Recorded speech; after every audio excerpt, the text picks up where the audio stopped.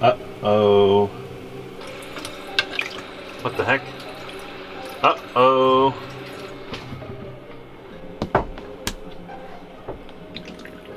Oh no.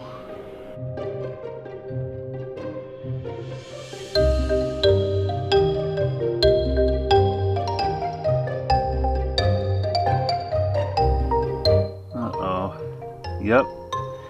It's finally happened again.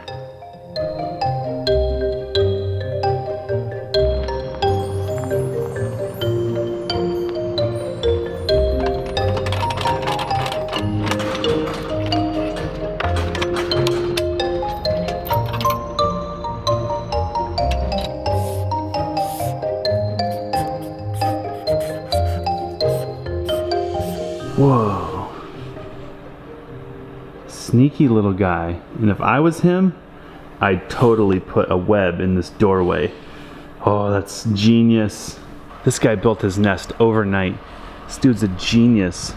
We need to take some lessons from him on how to build things fast. I have a hunch his web maybe is not as durable as the house he's attached his web to. Good, fast, and cheap. You can only pick two, buddy.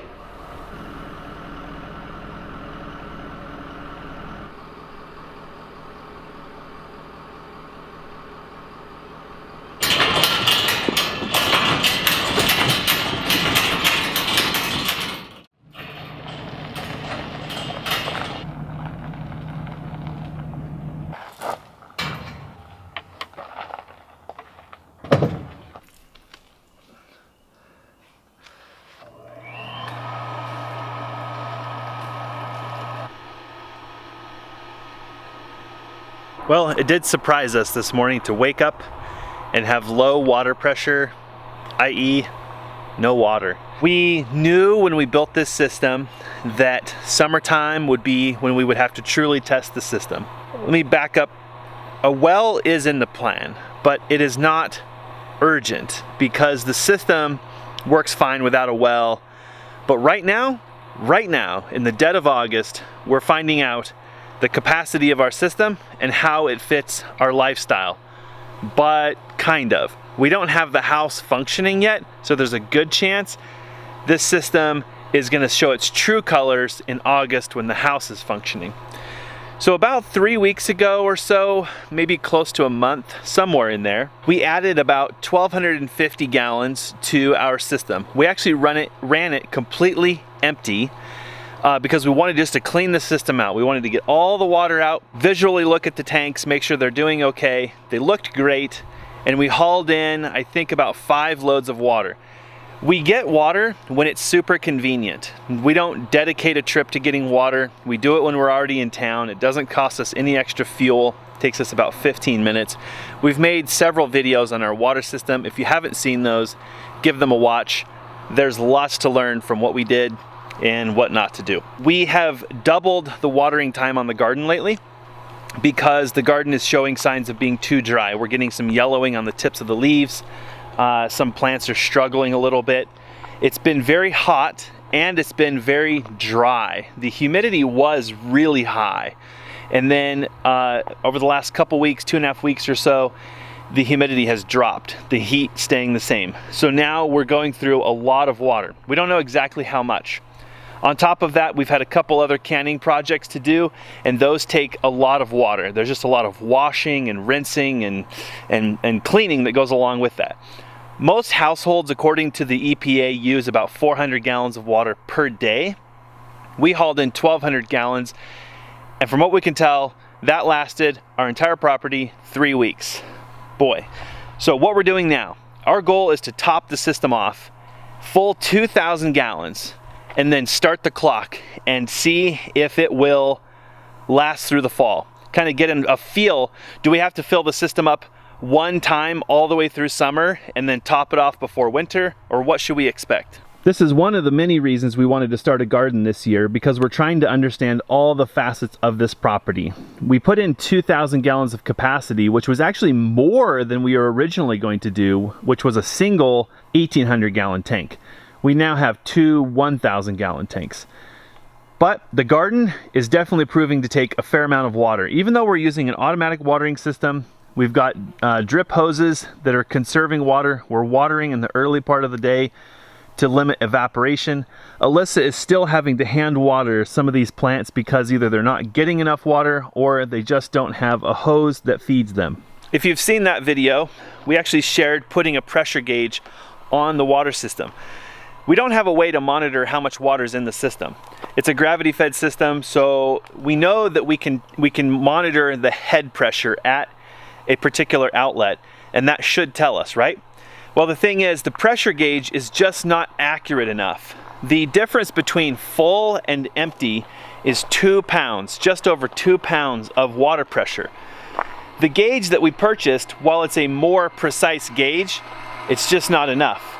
It's about a needle's width, and quite frankly, it's really hard to tell where that needle's width is and whether we're running high or low. I'm not sure if we can find a gauge that's maybe more precise or have a gauge that's custom built, but it sure would be nice to be able to see the water pressure and really feel like we're in control of the water system. Quite frankly, waking up, having no coffee, and, well, you know what, it's not very fun. This morning, our water pressure was down to just 10 pounds. And after filling up the drain line to bleed it of air so we don't get a vapor lock, we're sitting at just around 26 pounds. I think the static pressure is close to about 24 in the system. I had guessed that our system would actually be a little bit higher pressure, but I had forgotten a couple of small details. The math goes something like this: 0.43 pounds per foot of head pressure. Our early on interim water system, we did a video on it. If you haven't seen it, check it out. We got it was a 625 gallon tank above ground. It maybe was about 4 feet tall. The problem is our cisterns now are actually direct bury, and they're somewhere around 8 feet in the ground. So we lost over 12 feet of head pressure because the other tank was 4 feet above ground and the bottom of these tanks is 8 feet below ground. So what would that be? 12 feet times 0.43, somewhere around 5 to 6 pounds of pressure.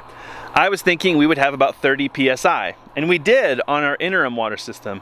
But on this one, because we buried those tanks, we lost a few pounds. As much as we love the idea of conserving and finding alternative ways to meet these basic needs, we're building this house to be more conventional. We want to be, unfortunately, it's going to rely on the occupants for conservation.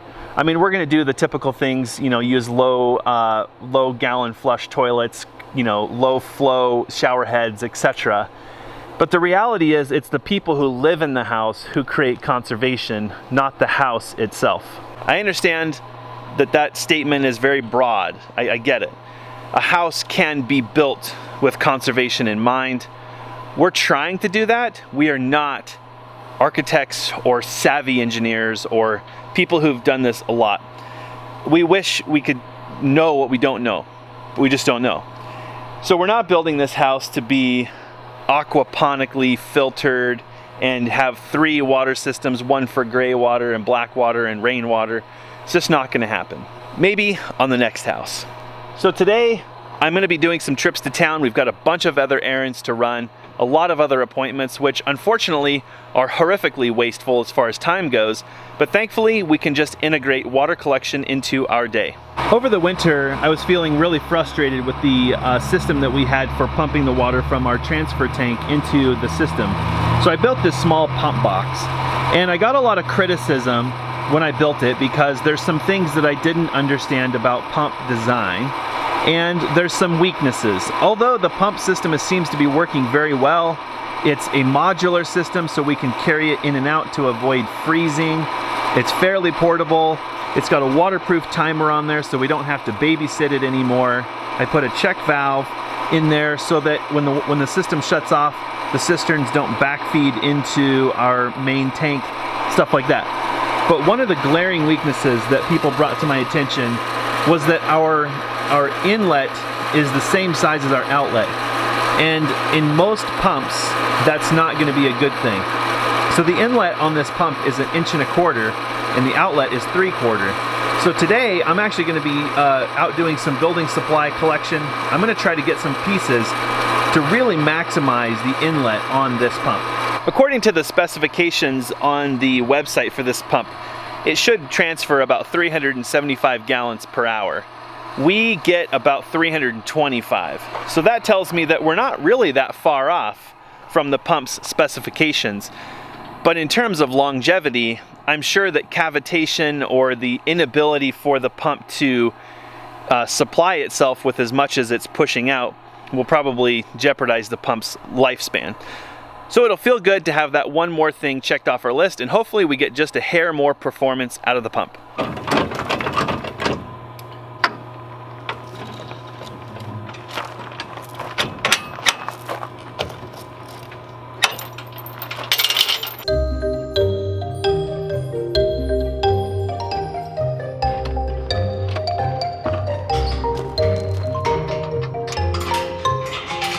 Well, we're ready for another round of water.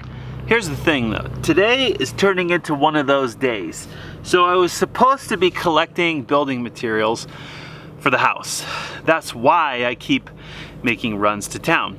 But something interesting happened at a local building center when I went to buy temporary doors. Let me tell you what happened. So we're waiting to install the French doors because we don't have the sill pan that I want to put underneath those doors. We do have the doors, we have all the waterproofing, but we don't have the sill pan.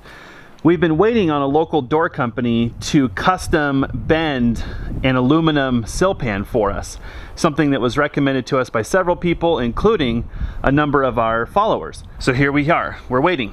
Well, in the meantime, we had never ordered these man doors. We got those ordered a few days ago, but we never got an ETA. And we know these doors are gonna be custom made, so they're gonna take a while. And I am kind of sick and tired of all this dirt just blowing in the garage and not feeling like the garage is truly secure. Sure, we have the garage doors. Of course, they're not airtight yet. We haven't trimmed them out or anything. There's no weather stripping. I want this door closed up. Same thing with the living level. We have the door in the back. The mudroom door is ordered, but we also won't be receiving that for a while. So I stopped at a local lumber yard just to see what kind of doors they have in stock. What could we just toss in here and screw it into the frame so we've got a door? And when I mentioned who we ordered our custom doors through, they said, oh, they give you a cold door as part of your door order. They send you the jamb and then a temporary door, and then once your custom door is done, you just return the temporary door. I'm like, that's a genius idea. Given the price of their doors, makes sense to me. Plus, who wants to leave their house wide open while they wait for a door? Well, the thing was, we didn't order our custom door through that building center. We got it elsewhere, and they never mentioned the cold door. Now can you see where my day's been? So instead, I spent my day running around and meeting with the company who we ordered our door through and saying, hey, about that cold door that we're supposed to receive. Long story short, that door is coming, but it's gonna be like 2 weeks. And the custom door will be over a month. I'm not leaving this garage open for the next month. In that same conversation with the building center, they said, oh, what's the depth of the jamb? Are you 2x4 or 2x6? And I said, oh, it's 2x8. And they said, oh, 2x8. Does the company that you ordered your door through know that? Guess what, guys? Never came up in the conversation. It's really frustrating. We're not mad at them. It's just frustrating. I'll just say that.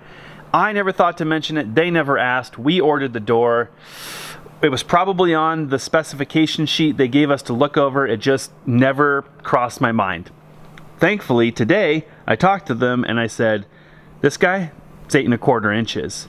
And they called the company, and it turns out we can get an 8 1/4 inch jamb. I cannot tell you how frustrated I would have been if our custom doors would have showed up and they don't fit.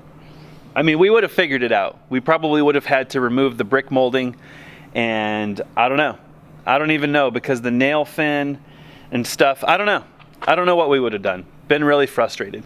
Here we are. Thankfully, that question came up, so in a way, this runaround is actually paying off. We're gonna get better doors that fit correctly, and we're gonna receive a cold door. I think though, because down the road we plan on building some more buildings, shop, stuff like that, I think we're just gonna buy a couple of temporary doors to toss in here. It'll be what it'll be, but at least we'll have the place dried in. And then I know, temporary becomes permanent. But then once we can kind of take the pressure off the roof and other things that we need to get done, like the plumbing and stuff, we can take the time to put the permanent man doors in here and in the mudroom. I know it's a long story, I'm sorry, but hopefully somebody watching this realizes how big of a mistake we almost made with these custom doors. And hopefully you know to ask those two questions. One, if you're buying a custom door, ask for a cold door, which means that they're gonna send you the jamb and they'll send you a temporary door. And two, if you're using SIPs especially, make sure that the jamb depth is correct. There's another issue that's keeping us from installing these doors. This little piece of furring right here that we use to offset the SIPs from the platform, well, in our ignorance, it got installed too high. It's actually up off of the floor almost an inch. The plan was always to put the sill in the SIP and then put a piece of 1 1/8" underlayment, which is what our flooring is, our subfloor, over that so that it bears on the SIP, not just on the sill, and putting strain on these screws. Because anybody who's worked with doors knows that they move and they wiggle and wobble, and it puts strain on the sill of the door, the threshold. So naturally, we've got to cut this. But anybody who's ever dealt with a situation like this knows it is difficult, because basically what we're looking at is flush cutting a piece of 3/4 inch plywood. And actually, this problem persists on the inside. We'll need to flush cut all of that so that our sheetrock can actually go all the way to the floor. The sheetrock part's not as critical. We could do some custom trim or something to take up the furring. But it sure would be nice to just knock that piece of furring strip down so that it's flush with the floor. Part of the goal there was to make sure that the furring, there's no gap between that and the floor, so you don't end up with a lot of junk that falls down in that little gullet or that gully. Part of what we're gonna do today, we're gonna have to head to town again. We need to get a tool that will help us to flush cut. And I've wanted one of these tools for a long time, so I'm excited to finally have one in the toolbox. I also spent a few hours the other day cleaning up the pigsty that was the living level. If you recall, we put this plastic on before winter, hoping in our little pipe dream that it would keep the platform dry. And I suppose it did, sort of, kind of, but not really. But it has helped keep a lot of the filth out of the warm board. It served its purpose, but it's like impossible to clean because it's all rippled and whatnot. So it's time for us to just remove this stuff and stick some construction paper down now that the roof is dry, and make this area cleanable again so that we can take care of it, and we want to spend time in here.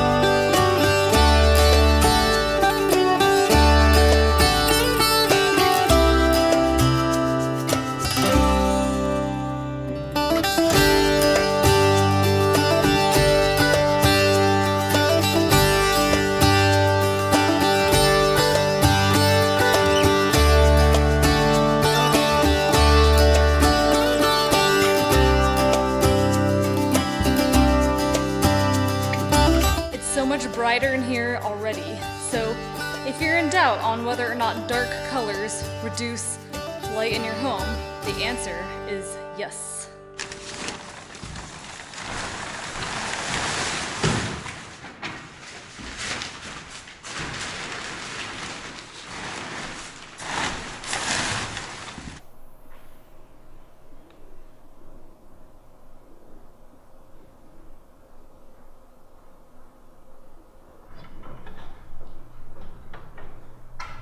Oh no, guys. We have a little birdie that's stuck in our house. That's why we're really excited to get these doors on. Hey, little guy. Try the other side. Plan, improve the water pump, has failed.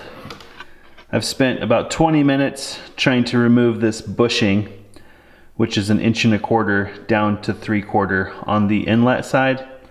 And all I've managed to do, using all the tools that I have, is basically destroy the outside of the fitting.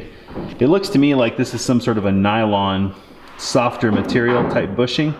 And I'm guessing that what's holding it in there is probably corrosion, given this is a cast iron pump.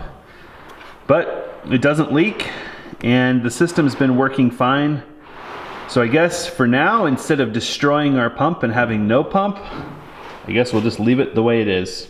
Something I've learned in this project is that going for the last 2 to 3% on something usually costs you 10%.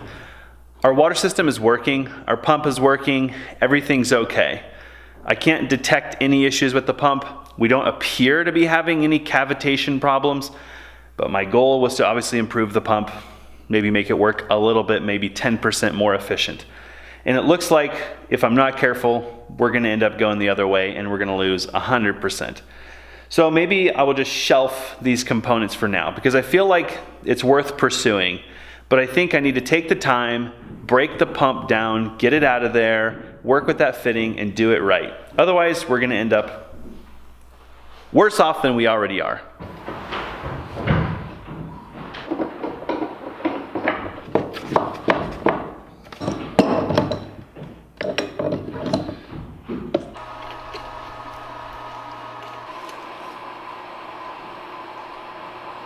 Something I did find on accident, looking at a local farm and ranch store, I found a much larger pressure gauge. It's over double the size that we already have. So even though the incrementation is the same, the size of the gauge is much bigger, and I'm thinking maybe there's a chance we'll be able to see the 2-pound pressure difference in the system as the capacity changes.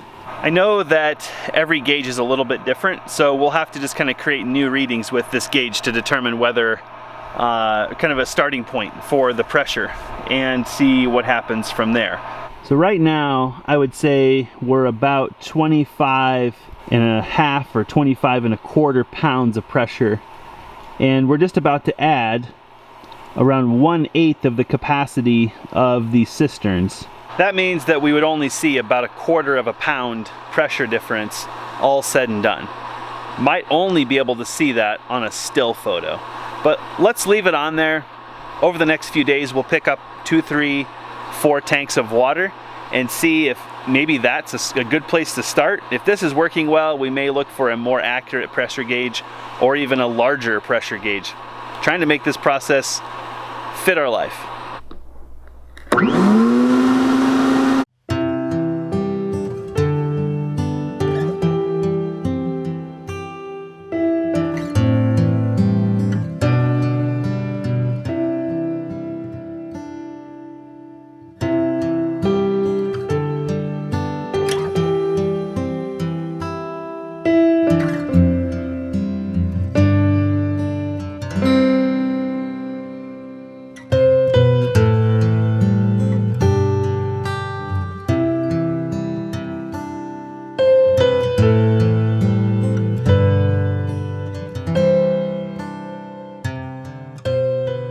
Wow. There's our warm board. So it's like I forgot we even had it. when I Wow. time-lapsing and took the black off, just so much more light. So Yeah. if we're in doubt against painting our ceilings white, I think I'm sold. Nice. Light, let there be light.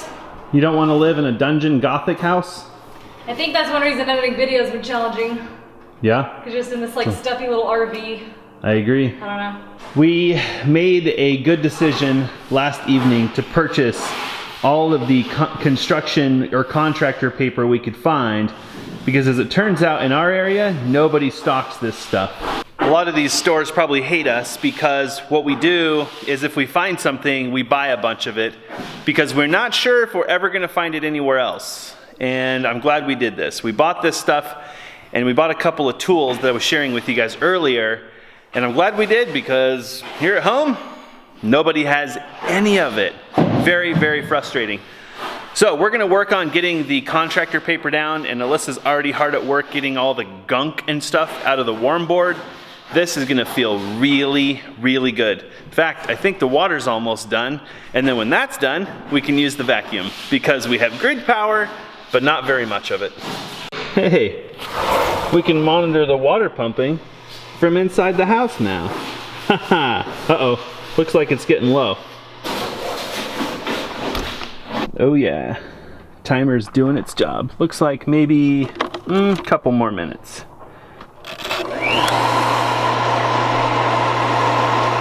Man, I don't know guys. I think I can see a difference. Can you?